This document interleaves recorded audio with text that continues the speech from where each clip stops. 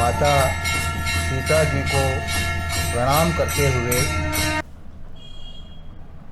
और माँ नर्मदा के किनारे जो सभी की इच्छाओं को पूर्ण करने वाली है और सभी के मन की कामनाओं को जानकर सबका फल देने वाली है, उस मैया नर्मदा को हम सब प्रणाम करते हैं।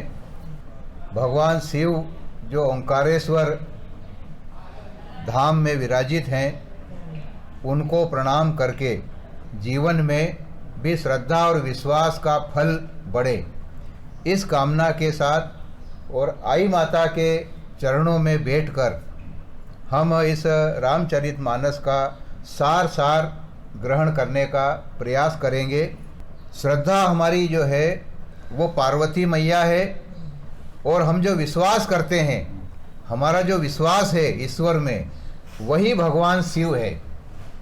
तो उस विश्वास को यानी भगवान शिव को और श्रद्धा यानी माता पार्वती को, दोनों को प्रणाम किया। और तुलसीदास जी कहते हैं कि यदि इनके बिना कोई ईश्वर को पाने का प्रयास करे, मन में श्रद्धा नहीं हो, भगवान के प्रति विश्वास नहीं हो, तो जो भगवान हमारे अंदर विराजमान है उसको भी देखना संभव नहीं है। वो तो घट घट में बसा हुआ है। इसलिए तुलसीदास जी ने पहले विश्वास रूपी भगवान शंकर की और श्रद्धा रूपी माता पार्वती की वंदना की है कि आप हमें उस भगवान का थोड़ा सा दर्शन कराएं।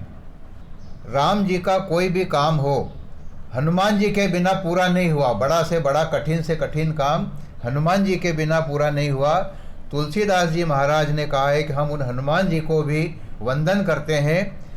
मैं इस रामचरितमानस को लिख रहा हूँ और पढ़ने वाले इसको पढ़ेंगे और सुनाएंगे, लेकिन गुरु महाराज की और हनुमान जी की कृपा होगी तभी ये बात निकलेगी और तभी ये बात सुनने में आएगी।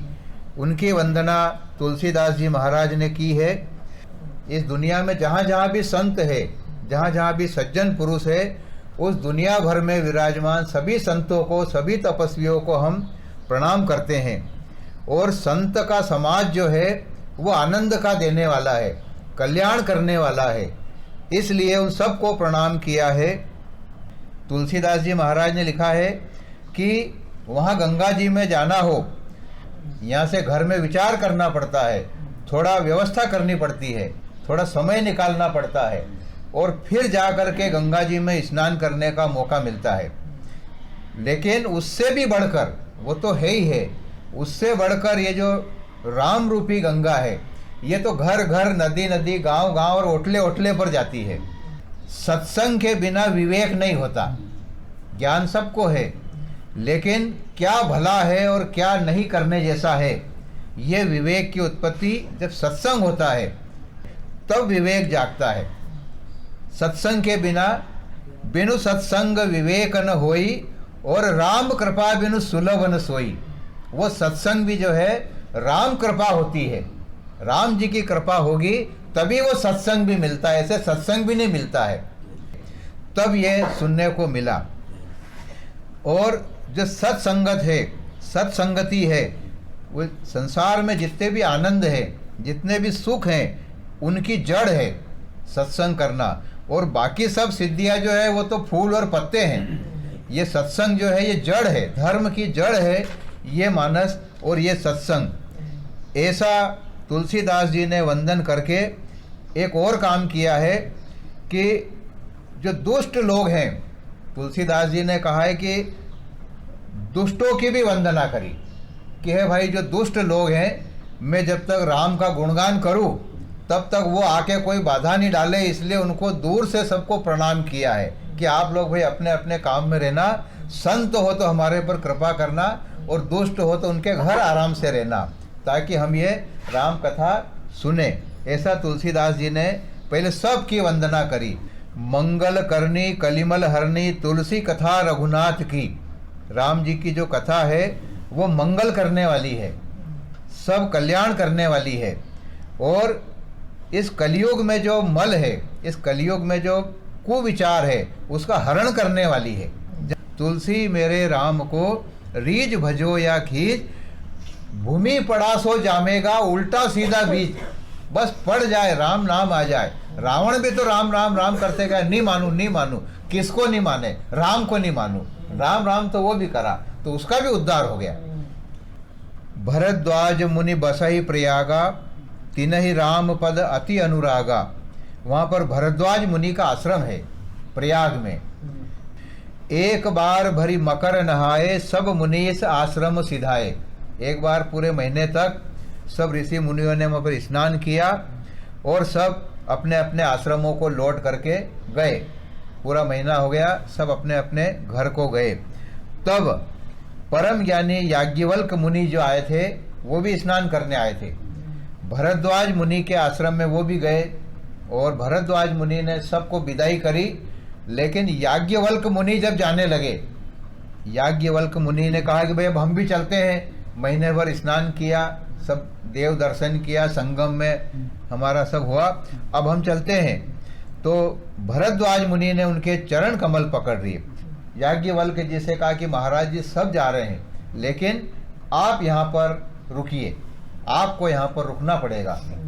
याज्ञवल्क जी ने कहा कि भाई क्या बात है, आप जैसे विद्वान मुझे क्यों रोक रहे हैं। उन्होंने कहा कि हे नाथ, मेरे मन में एक बड़ा संदेह है। भरद्वाज मुनि बोले, नाथ एक संशय बड़ मोरे, मेरे मन में एक बड़ा संशय है, मेरे मन में एक बड़ी शंका है। याज्ञवल्क जी ने कहा कि क्या शंका है। उन्होंने कहा कि देखो, शंका है मेरे मन में और आप वेदों के ज्ञाता हैं, तो मुझे बड़ा डर लगता है, लाज भी आती है। उन्होंने कहा कि भाई डर भी लगे ना लाज भी, ऐसी कौन सी बात है।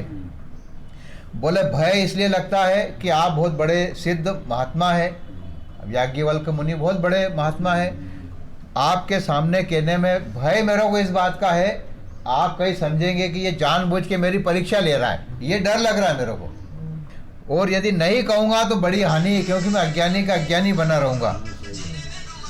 और मुझे आप तो ये बताओ कि जिस नाम को, जिस राम के नाम को भगवान शिव जपते हैं, भगवान शिव राम राम राम का सुमिरन करते हैं, तो वो तो परमात्मा है, वो राम तो परमात्मा है, पार ब्रह्म परमेश्वर है।